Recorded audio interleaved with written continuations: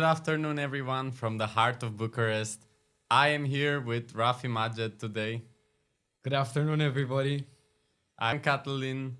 I have been living in the Netherlands for the past 3 years. I am a top 1% individual freight forwarder in Romania, and I have also built a solution for the freight forwarding industry to automate the entire uh, administrative process from the moment you receive an order to the moment your clients get invoiced. Yes.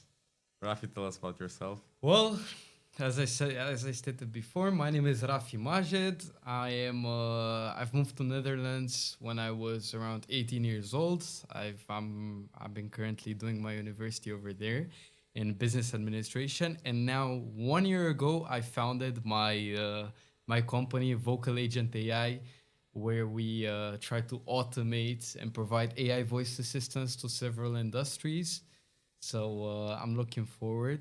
Thank you for having me, Catalin. How are you doing? I'm doing great, man. Thank you for coming here. How's your stay in Bucharest been so Good, far? good. Bucharest is very beautiful. To be honest, I love everything about it. Like just going around, it's always called that like mini Paris, and it's beautiful from the house of the government until the museums in Bucharest. The sceneries are I'm happy to hear that. Would you yeah. say it has more personality as a city than Tilburg? Yeah, absolutely. I think it Bucharest definitely has more personality than most of the cities in Netherlands. I do think the historical part is definitely yeah, eye catching. But in Netherlands, everything is engaged, arranged, and the environment is super. It's super eco friendly. So that's what Netherlands is known for, right? I Yeah, would have to agree with you on that one. yeah. All right, Rafi, let's already kickstart it. So tell me, how come you ended up studying in the Netherlands and how did you come up on starting a business? Well, it's how did I come up with Netherlands? I was actually applying, and my brother went to study in university in business in Netherlands, and I knew that beforehand. And during his first year, I saw how good the academic life is, how everything is so well arranged in terms of the curriculum, the education, but also the student life. I knew that this could be one of the best places to study, maybe in Europe. I don't know, maybe around the world. And thoroughly, I wanted initially to go to Denmark to study in Copenhagen. I don't know if you know this, Catalin. But then after that, I applied also to Netherlands, and I got accepted in Tilburg University, and that's how my education started too. Okay, man. So tell me, how did the experiences with your first jobs in the Netherlands contribute to your mentality and your vision as an entrepreneur now?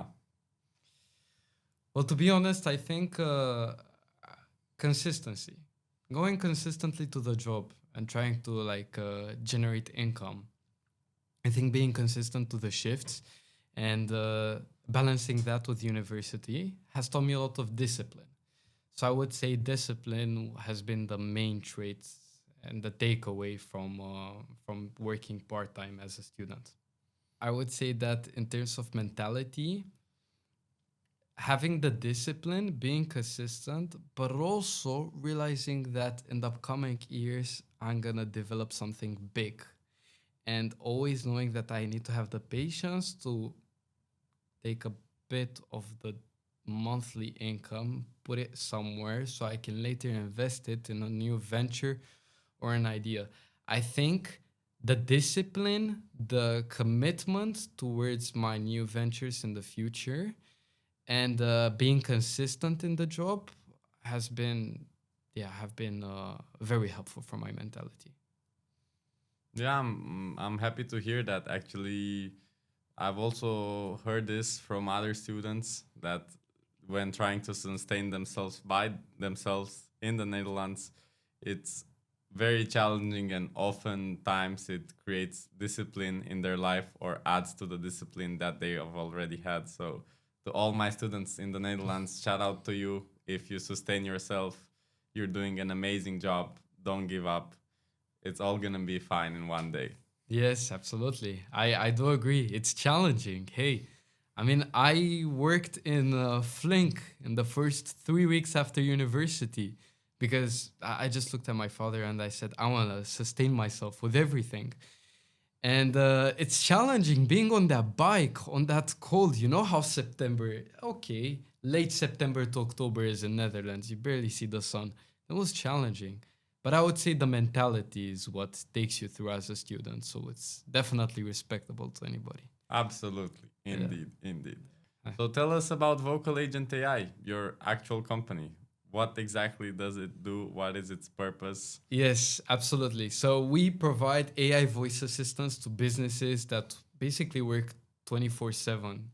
They can answer maybe the capacity is around 100 calls per second. They can be connected to any type of software. So basically, we solve one main problem in the market. Companies never lose a customer call again with us. That's hands on the table. That's what we offer. And this AI can respond at nighttime, maybe when the employees are sleeping, can book in tables, and it's diverse. We are in around 12 sectors, so we found a use case in each sector, from hospitals to car dealerships to dental clinics to we have hotels. Then we also have logistic companies, so it's a very diverse solution. Thank you. And how did you come up with this idea? Oh, how did I come up with Vocal Agent AI? Well, it was back when I came to Romania. It was during my second year in the summer. Now, shout out to my partners out there. Rafael, he's one of them. When I met him and when I met Tudor, also our CTO, when I met them, they explained to me the whole concept of having an AI voice assistant. At first, I was like, what is this bullshit? What would this AI agent do? How can an AI agent pick up client calls?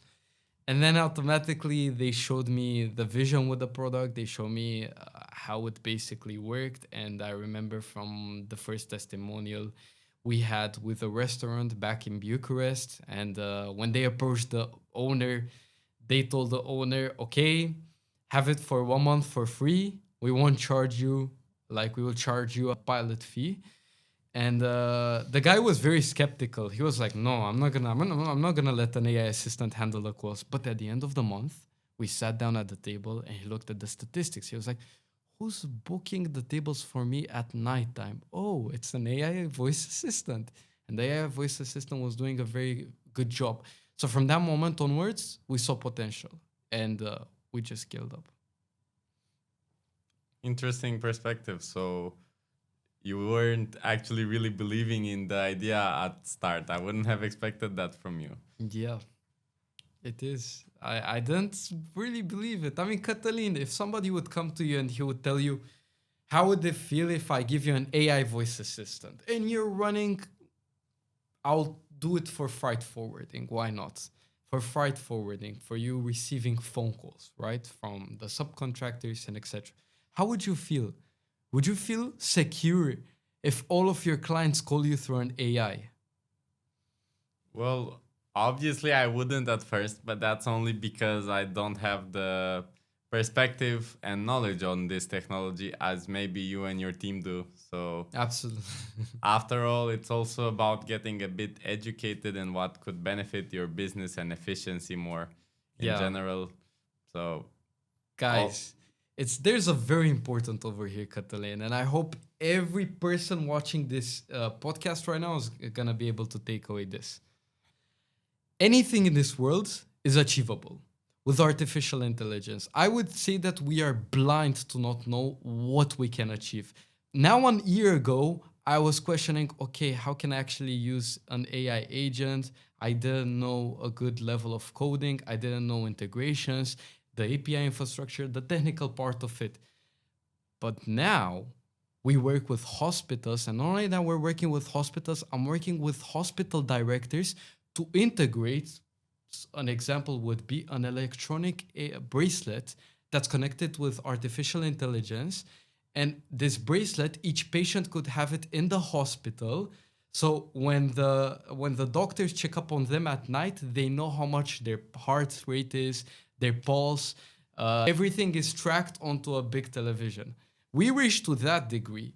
So this is just to showcase that if you start discovering an idea from the start, you just have to push in and take more and more steps, because the more you see the vision, it's not from you building it from the start. You just need to go and try it. I tried it with the hospital. They told me, no, we don't want this AI thing. And then I kept on pushing until we landed our first deal. And from that was the breakthrough. Yeah, finding out that you work with hospitals also really exciting. After all, they receive one of the, from all industries, it's one of the ones where the phone calls actually do make a difference. It can be between life and death, and they actually trust an AI agent to handle that phone call. So really brave from their side, to be honest, but it also means that the technology is actually really efficient and working. Right. Yes, it is indeed. I mean, we've had situations with the hospital.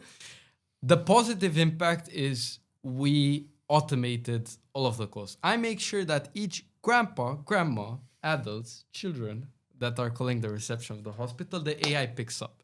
And the AI can transfer the phone lines if there's a very specific thing. And other than that, it handles the bookings, it's connected to the software. If a person books for cardiology, it goes directly and books for cardiology. If for example, for urology, same goes. Like it all is divided into different departments. Now that's the positive impact, right? But then we have calls. I've had a call at least that I traced. The part about it is when you make an AI voice agent that answers all of the calls, there's going to be a very small percentage where you're putting a question mark. What does that mean? I had a phone call where there was a mother that called the AI agent and they told it, "Can I bring today my child to the hospital? My child feels sick and I have to. Is it possible to bring the child today?" And the agent said, "Yeah, you can bring your child. Don't worry, we're not gonna be your child in the hospital." I was like, "What do you mean we're not gonna beat your child in the hospital?"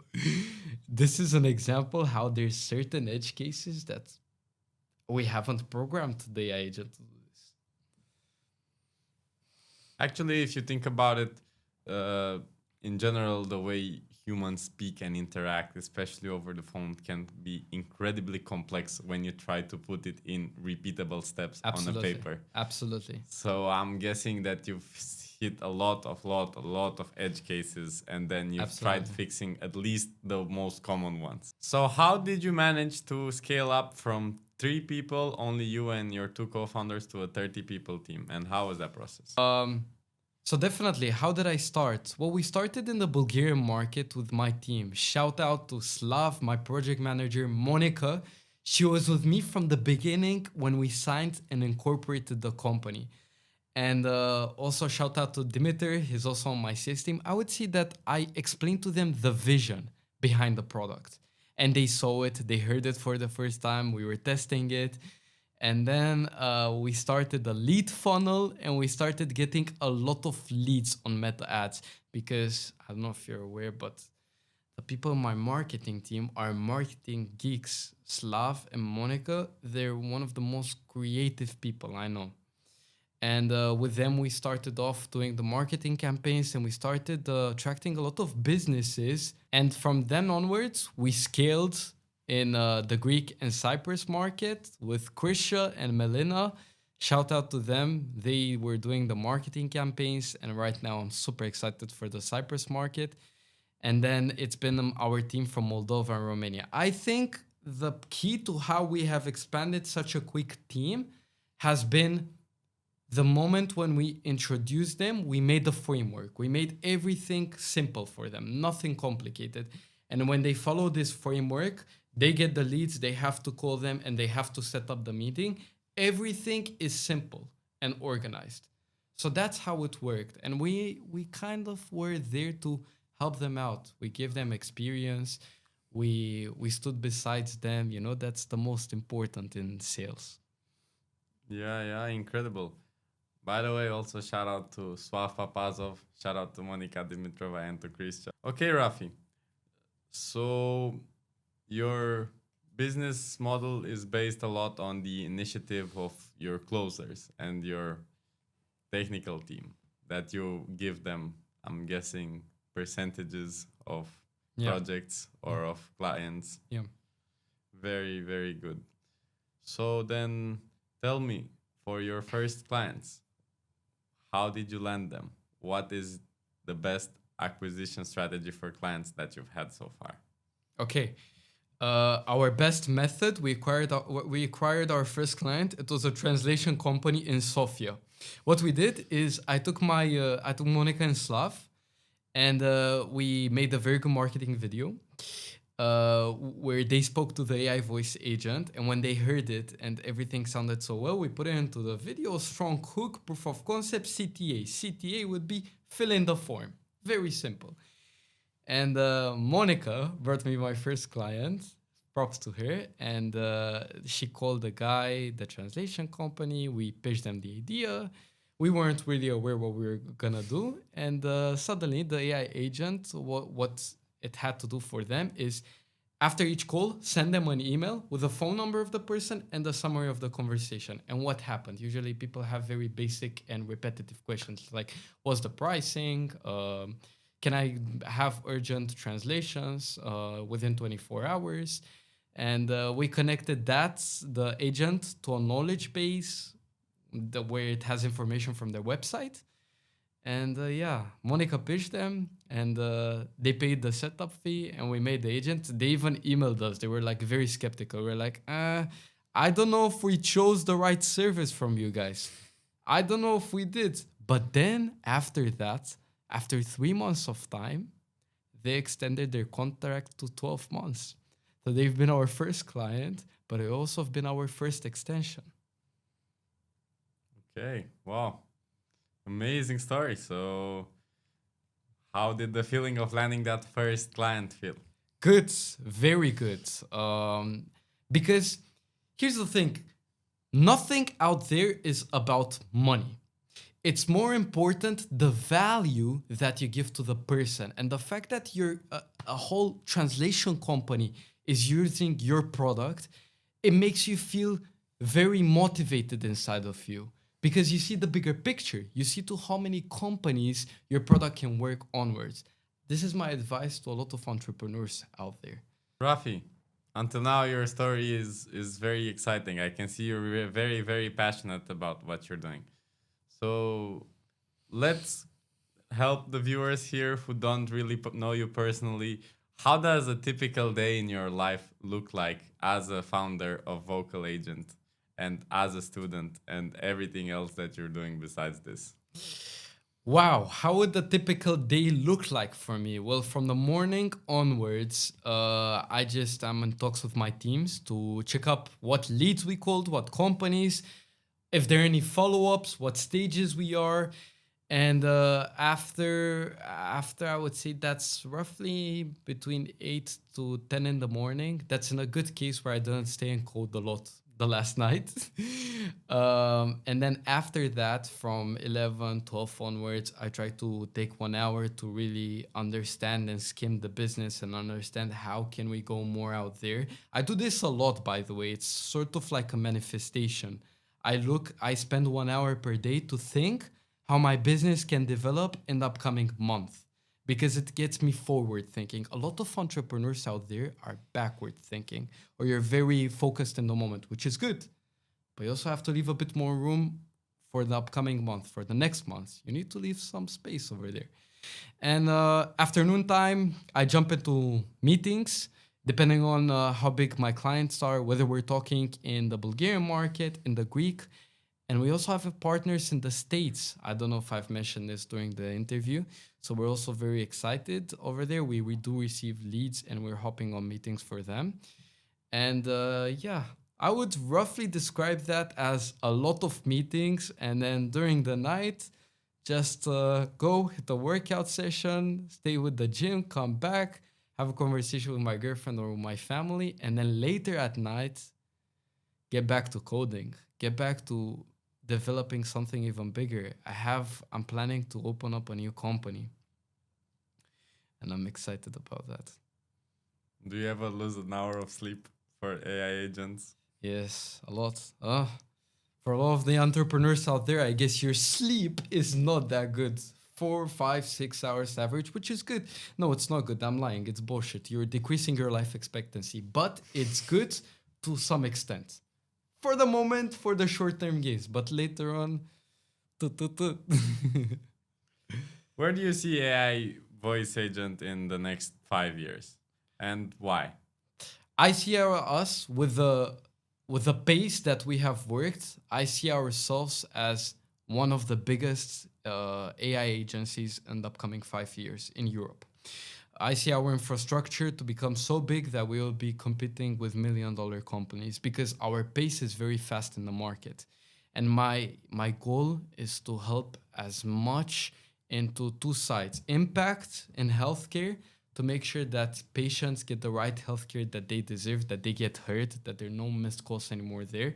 And on the other side, from the business perspective, business impact, to make sure that companies increase their revenue, increase customer satisfaction, and decrease the rate of missed calls. Rafi, you used to work in Flink 2 years ago. How did you manage to get in such a short period of time to over 10,000 euros a month of net profit from your company? Well, I would say it's been a big shift, but you guys have to understand that I worked my ass off every single night. But I would say that the key to how I have changed my income in the upcoming 2 years has been taking risk. Each sales call that I hopped in, I knew that I'm talking to a CEO, to a manager, and I knew that it's a very valuable meeting for me. So after carefully collecting each feedback from each entrepreneur, I started understanding that okay, I have to pitch them this way. And I think that the most important thing is taking risk, putting yourself out there. Because, for example, I got ranked, my company got ranked top 10 in North Brabant as a startup. But besides this, we also won pitching competitions. I would say getting foot out of my comfort zone, one. Second, taking a lot of risk and trying to get as many companies assigned in as possible. And third, sales. Being a Getting more sales experience has been very useful. Understanding how to pitch a person, but not emotionally. You want to pitch your client and make him understand the value of the product. You wouldn't want to stay and drag him and yeah, just let him check out and you have his money and that's it. No, you want to make sure that he has a smile on his face and at the end of the month you check up with him. I would say that I made very simple the process of onboarding a client. I would say, okay, the setup fee is 5K. Okay, you can pay 2.5K now and to pay 2.5K later after 30 days. After 30 days, we can sit on this table and we see whether the product has benefited and brought you a lot of advantages or not. If not, you don't have to pay the other 2.5K and that's it. But if you do, you have to pay the full amount and then afterwards, that's how I managed to hook them in. What the hell? That's a really crazy strategy after all. So you would take this risk oftentimes, just telling them if you don't Yeah. like what we do, you don't have to Yes. pay. How did you not ever have someone who actually did not pay? No, not out of my head. I've had all of the people that we offer them with installments have paid until now. Hopefully, I'm not gonna meet that person soon.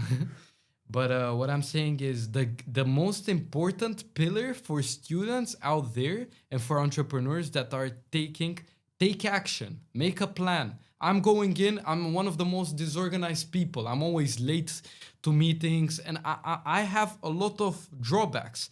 But yet again, I took action and risk, and that's what has made me set myself a bit apart from a normal student that would go through this journey. Would you think students don't take enough risks? Yes. Why is that? I think a lot of students are so well rested in their comfort zone, and it's something that's not good because they have to take risk. They have to understand that they have one life. Bro, you have one life in this earth. And knowing that you didn't take those opportunities and you didn't take the risk, that's going to haunt you afterwards. Looking back when you're 60s, 70s in your wheelchair, knowing that you didn't take risk back into your 20s. At least, okay, fuck up, but have an interesting life. Take a uncalculated risk. It's good. It's going to teach you. So I would say that that's the most important thing. Take risk. Very well said. I'll have to agree with you on that one. I think we have similar visions about this one life principle. All right, Mr. Catalin. Let's talk about freight forwarding. Let's talk about your industry. I heard you that you're top 1% in Romanian sales in freight forwarding. So tell me, please, Catalin, how? Where did you start? Why freight forwarding? I started in freight forwarding because this is what also my family is doing. We have a family-owned business, and it's, to be honest, a very, very tough industry. I don't know if I would have seen me doing freight forwarding if it wasn't for my family.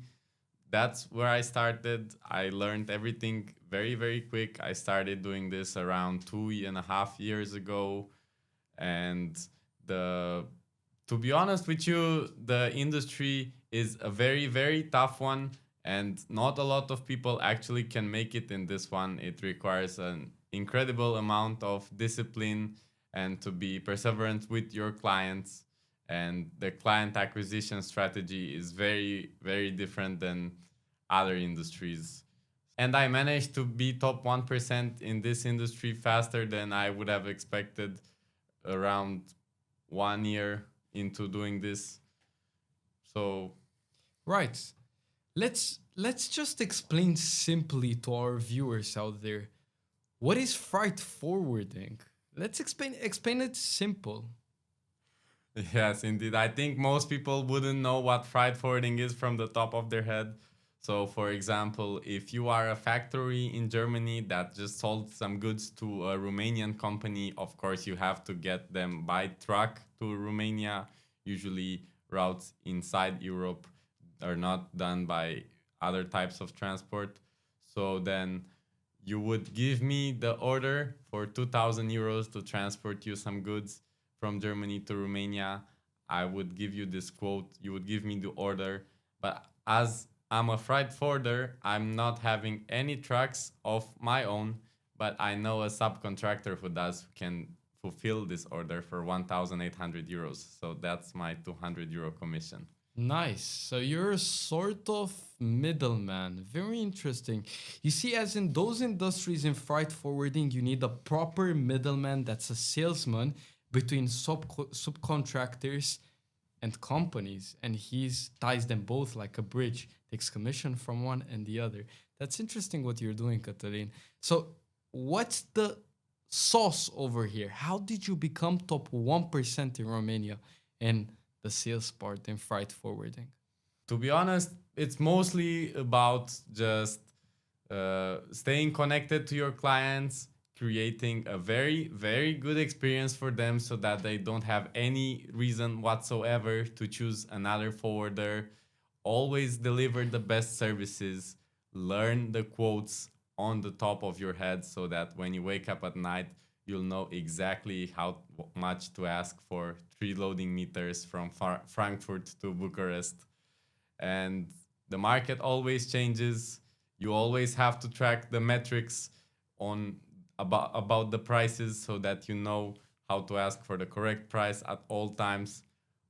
A lot of people don't know how to do this exactly, but wow, interesting. So you have to estimate everything, kind of, right? Well, it's interesting because you're saying trust is a pillar over here. Is the most important from the moment that you have that client, that it's all based on trust for such a long period of time. I think this is a pillar in most of the businesses. Trust, especially when you're dealing with subcontractors, right? yes, it's a very serious industry also to mention. So it does not matter if at the start you did 10 or 20 good transports from your client, one that was delayed or one that you did not manage to fulfill weighs more than to the 20 that you did good. So this is why there is very small margin of error if you want to have long-term relationships with your clients. Most of the times in the first one or two, three mistakes that you make, your client is gone. He's already searching for another folder. So here you have to be precise. You have to be very consistent, right? Exactly. That's good. That's good to know. So, Catalin, maybe the viewers know about you from freight forwarding, but let's introduce them about your SaaS platform, Navlux. Can you explain to us in short words what Navlux does and how did you come up with this idea?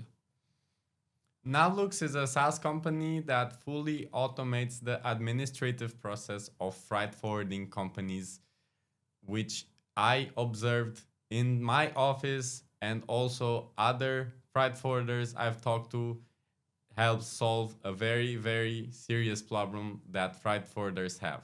Losing money and time over repetitive processes like processing the transport orders, assigning them to a subcontractor, invoicing the clients through the different invoicing methods in my industry, tracking all the payment terms and many other things which can be automated in a very simple dashboard like Navlux. Interesting enough. All right. Let's talk about the creation of Navlux. And I think that's the bridge between the two of us. So, how did you reach out to my technical team and how did we start being on this collaboration together?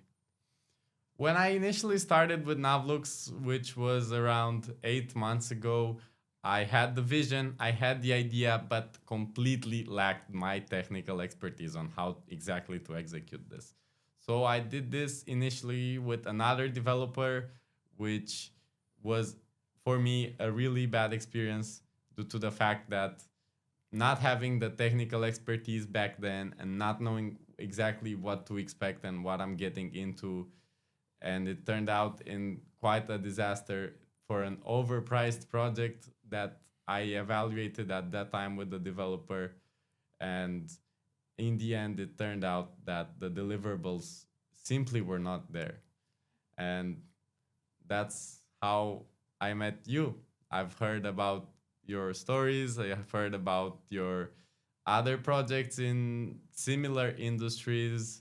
So I said, yeah, why not? After the tough lessons I've had with my ex developer, I've learned enough to know how to make a correct decision by working with you this time. All right, good. So, for the people out there, they have to understand one thing. You had bad experiences with a developer, and knowingly that he didn't have enough technical experience in the beginning.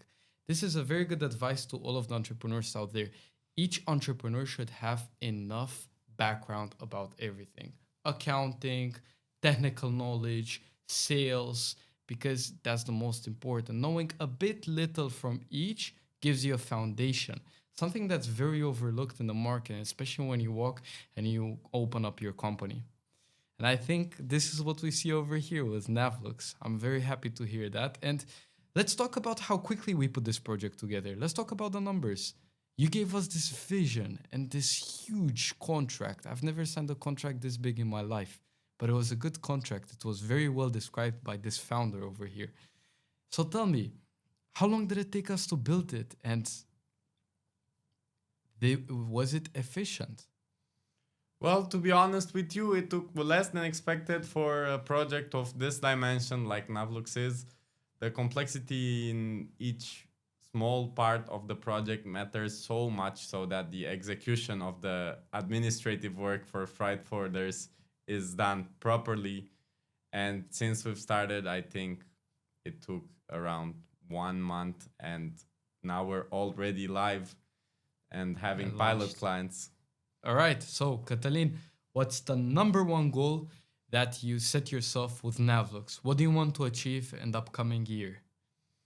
In the upcoming year, I want to bring more awareness in the Romanian market that this is a real problem, and in 2026, it's completely unnecessary to have from 1 to maybe even 7, 8 people working in your accounting and processing of documents department when you could have everything hyper centralized, hyper simple, all in one dashboard, and with the costs being up to 90% less than having an actual human.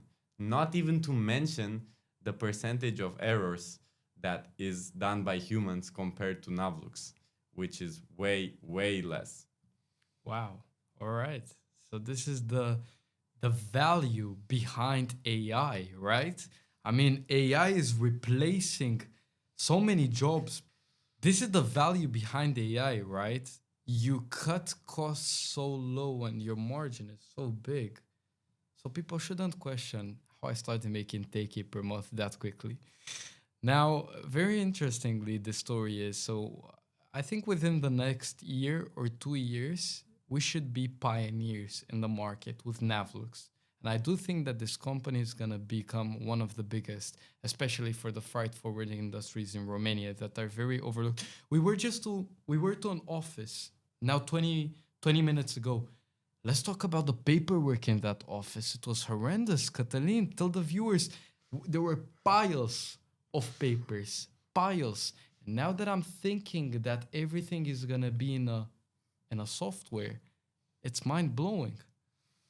After all, this is what freight forwarding companies and logistics companies in Romania still do, and this is very, very frustrating for me as I'm in the new generation and I can simply see how inefficient this can be. The main thing I feel like that's separating most of the Romanian freight forwarders from using such technology is simply the fact that they're skeptical and they're not sure if this works yet. But this is okay. Romanian market in time with different industries has proven that it takes just a little bit more to accept innovation. But when it will finally do that, I am really, really confident in the fact that Navlux can reshape how this industry works and how the decision makers in such companies see softwares and automations. Why? Why would why would companies choose Navlux? I mean, after all, I understand the whole idea. Well, we were in the back end of the software. I understood the whole idea behind it, but why? Why do you want to do this? Why wouldn't you go and open up another company on the side and try to max it out and focus on another idea? Why Navlux? It all started out when inside the office that I work in, I saw so much paperwork that it was overwhelming. And to be honest, I didn't even think that in 2026 this would still exist in companies, not only small sized, but also medium and large sized.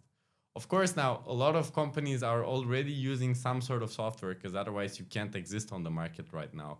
But we're talking about semi automated solutions which already are implemented. What I want to do and am currently doing right now is creating a fully automated solution for all the administrative process. So this means not the fact that you have a software and the employee that used to do paperwork, now his full-time job is overlooking the software. It literally means that it would replace employees fully and work autonomously without taking days off and with a 0.1% or maybe even lower error percentile. So what I want to do and why I am doing this is because I want to fully reshape the way the logistics industry, especially considering the medium sized companies and the entry high sized companies, how they see automations and remove the skepticism and simply help them grow and help them assign their operators to tasks that actually benefit them, which are simple clients and more orders. Not paperwork, not invoices, and in no case making mistakes of invoicing the wrong sum or delaying uploading the documents on a platform because they forgot about it, which costs freight forwarders, as you for sure know, a lot of time and a lot of cash flow problems. I think we talked a lot about business. Let's talk about life. What do you want to do in the upcoming 2 years? Like personally, do you wanna stay and finish your studies in Netherlands? Tell me a bit about Catalin's life.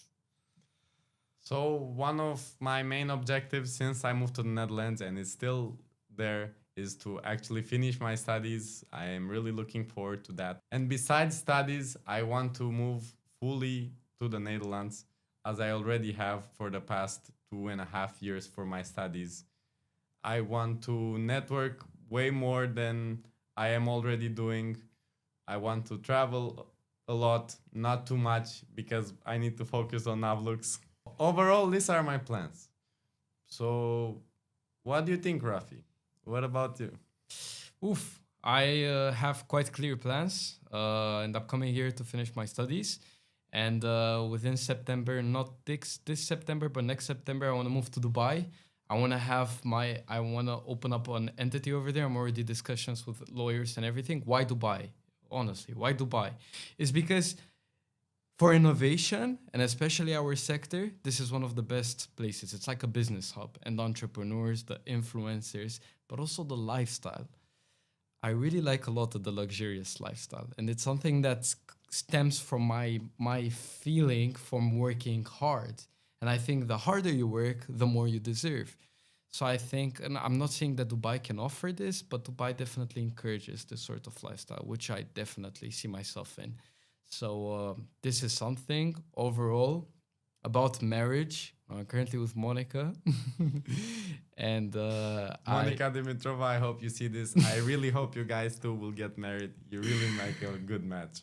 yes, she's been super super supportive, and yeah, she's exactly the one female that you want to have. But let me come back to you. It's very important, and people overlook this a lot. I think entrepreneurs should have a female next to them because the female energy really encourages you when you have downfalls or when you have so much masculinity besides you. And having a female behind your back is always good to keep your direction straightforward. Now, what do you think about this? Because I do see you a very hardworking man. Do you plan to maybe find a female next to you and start something? Rafi, after all, you can't really plan when you're gonna have your next girlfriend. But what you can do is have an overall final objective if you want what is the path that you want to choose if we're speaking about your love life.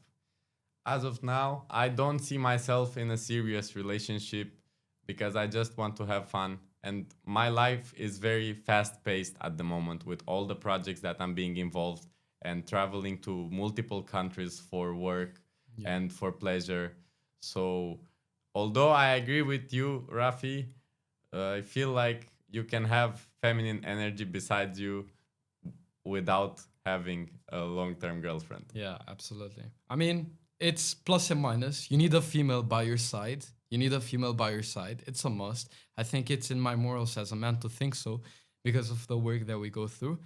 But also, we want to travel. Traveling is very important. And the fact that we can right now build the opportunity and have the capital to travel the world, that's something that motivates me every single day. I want to be going from flipping, being next to my co-founders are right now in El Salvador. So they're next to Costa Rica. Eventually, I wanted to go with them to the trip, but the whole idea is to go from country to country, discover new cultures, new people, and shape your mindset when you come back in European soil and know how to get back to business. I think that's very, very important. A lot of people overlook travels, rest, and having a partner beside you. And I think those are also pillars to your lifestyle being successful, you know? But overall, let's talk what we're going to achieve in the next upcoming year. Ladies and gentlemen, I want to tell you, along with my partner, Catalin, with Navlux, we are going to want to destroy the Romanian market when it comes to freight forwarding. We want to be the pioneers in the market. And this is not just talk. You know why? There's a big difference. When we set a goal and we set a plan, we execute. This is how my company, Vocal Agent AI, is currently one of the best ranked AI agencies for voice agents in Eastern Europe. We work in Bulgaria, Romania, Moldova, Cyprus, Greece, and we also have market in the States. All of this started in 1 year, let me remind you. And how did we do that? by executing. And I think that's a similar story that Navlux is going to see. And we're going to push as hard as possible to achieve those numbers. What do you think? I am extremely confident that Navlux will become one of the main platforms used for administrative tasks in my industry and beyond. So, in the next 2 to 3 years, realistically speaking, based on the market research that I've done and on the adoption of innovation rate in this time frame, I expect at least 15%, 15 to 20% of Romanian freight forwarders to be using Navlux on a day-to-day basis. That's a very good statistic. I would agree with that. So, Rafi, I've heard that you have this idea of creating an entrepreneurial community. Tell me more about it. Yes, absolutely. I'm looking forward to start an entrepreneurial community where all of the entrepreneurs are going to check on each other on weekly basis. It's going to be managed by me and my team, Slav, and Catalina is going to be also one of the entrepreneurs over there. What's very important to note, we're going to have points, challenges, and we're going to keep entrepreneurs engaged in this community. Why do I want to build this? I don't want to keep all of the knowledge that I've learned on my own. Obviously, there are a lot of students that could have more energy to achieve way more than I have achieved until now. I want to discover that. I want to discover the golden gems out there. So I'm offering everybody this chance to join our community for free, no price. And let's all connect and understand what our weekly goals are and how each business could be shaped and then what objectives you can achieve within this community. Catalin, you're going to be able to join our community. Are you excited? Yeah, it's going to be an amazing journey. Are you excited to be motivated? Maybe there are going to be some people in the logistics sector that you want to brainstorm with ideas. Yeah, it's always good to have these types of community. In the Netherlands, we actually have this way, way more evolved than it already exists here in Romania. So I'm really looking forward to your idea because I feel like it's important for entrepreneurs to know, especially when they are beginning, that they're not alone and that a lot of other people are going through the same hardships as they are. And not even to mention the fact that networking with other people in your industry can help you achieve what you want way faster than you would do it by yourself. Right. This is where we are excited to start. And I was describing to you my other company, my new venture idea with Slav, which is the project manager from Vocal Agent AI. We're excited to provide a marketplace where we get influencers to be joined along companies. And influencers could be post gigs where companies see and they could choose them for marketing. And like this, it's like a middle ground where we bring companies and influencers and marketers together. This is our other side of the idea because we think that attention is a currency on social media. Attention is the most important pillar. And with the right approach and the right branding, this company can attract a lot of influencers and a good number of companies. Catalin, tell me, because we're approaching the end of the podcast, I really would like to understand. Are you seeing yourself in the next year as a person with more experience, with setting foot more outside of your comfort zone? Are you seeing that your character, or do you predict that your personality is going to change because of all of those daily business interactions and those operations? They shape you.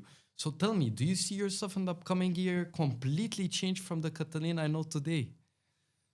Yeah, well, it's very hard to say completely change because I already have some really heavy business background, but I'm really confident in the fact that with more experience, also with Navlux and interacting with clients or a product that I made by myself, will be a bit different, and I will acquire a different set of skills that I haven't had the opportunity to yet. So most of the Catalin you know today might change in the next year. That's good to know. That's not good to know. I'm not the Rafi that used to be from now 1 year ago. And who knows how the Rafi is going to be in the future. But I may tell you something that I observed a lot that businesses are currently focusing on is marketing. I think marketing is the most valuable point out there. I think being exposed on social media, showing your character and personality, and getting to connect emotionally to your audience, I think that's very important for any entrepreneur, because we have the power right now just to record ourselves and document our journey. Our ancestors didn't have that, right? And we should feel privileged to show people and document our journey, our fallbacks, and our wins. What do you think about this? I completely agree with you. It's 2026, and even though this might sound funny, it's easier than absolutely ever to go out there and change the world in a good way. And by doing so, you will also benefit from it. You have all the knowledge that exists on planet Earth in your pocket. You have high quality cameras. You have AI systems that connect different worlds that weren't connected before. And right now, if you would actually start doing something and would actually be dedicated to that purpose, it's easier than ever to do it. So, my last advice to our listeners would be that as of now, there's almost no excuse you can have for not going out there and change the world, besides the fact that you're not dedicated enough for it. My last advice to our listeners would be take action. That's the most important. Put yourself in that risky situation. Go put yourself with three directors and sit on the table and try to analyze them. Maybe your father's age. Go be exposed to those situations, because that's what shapes your character. I myself, I have learned this from my experience when I sat at the table and I sat with the director of the hospital, and I was looking at myself, 21-year-old, the person that's making more than 7 figures per year. It definitely felt very eye-catching for me, and I know that my personality and character has changed a lot, and it has become an input to those people's businesses. So I would say taking action, taking risk, and most importantly, enjoy this journey, because it's one life that you're living. Absolutely. It's one life, and you better make the most out of it before it runs out. Thank you for joining me here tonight, Rafi, in Bucharest. I've had really great time with you. I hope our listeners can get a lot from our talks. And yeah, I'm hoping to see you soon in the next podcast. Well, thank you so much for having me, Catalin. It's been wonderful. It was the first podcast, and I really hope we provided value to our listeners. And we also talked about our drawbacks and our success together. And the most important is for us to keep consistent, and also for our listeners, and keep yourself disciplined and engaged. And the most important is enjoy life. Do us this favor, right? This is an important message to spread out there. Thank you for having me, Catalin. For all of the listeners out there, if you stayed until this point, you're a real one. Mucho gracias for watching. You've been amazing. I hope we really provided you value during this talk with Catalin. Thank you for watching until now. Dankjewel. Hope to see you in our next podcast.